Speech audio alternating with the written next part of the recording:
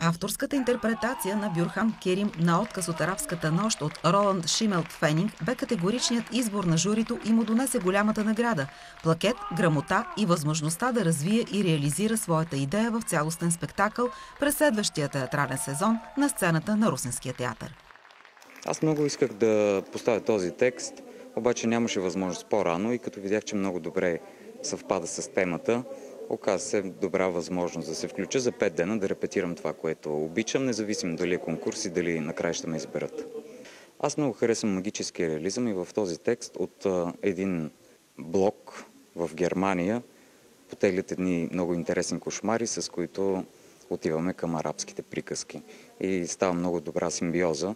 Може би в крайна сметка темата е, в моя случай, самотата на съвременния човек в големия град и копнежа му за друг по-интересен смислен живот. В представения отказ участваха Ивана Керанова, Ясена Господинова, Ивайло Драганов, Йовко Кънев и Ростислав Панков. Наградата бе връчена на Бюрхан Керим от директора на Драматичен театър Сава Огнянов Боян Иванов, който благодари на русенските актьори и на целия технически състав на театъра за всеотдайната работа. По думите му, в момента русенската трупа е една от най-добрите в България. Той изрази задоволството си от нивото на тазгодишното издание на конкурса, който за втора година се провежда в нов формат, а участниците трябваше да развият своя идея по темата илюзии. Боян Иванов благодари и на публиката, която показва с присъствието си подкрепата не само за младите режисьори, но и за Русенския театър. Наградата на публиката бе определена чрез гласуване на зрителите и доста оспорвана. Спечелия Михаил Цанков, който представи отказ от пиесата Иванов от Чехов. Той все още е студент, следва режисура за драматичен театър в надвис в класа на професор Пламен Марков.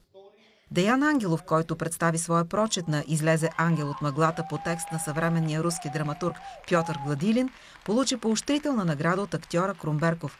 Деян Ангелов от Северна Македония завършил режисура за драматичен театър в надвис Кръстю Сарафов в класа на професор Маргарита Миладенова. На церемонията бе връчена и наградата на фондация Косьо Станев за актьорско постижение – плакет, грамота и парична премия, с която бе удостоена актрисата Ивана Керанова за ролята й в "Арабската нощ".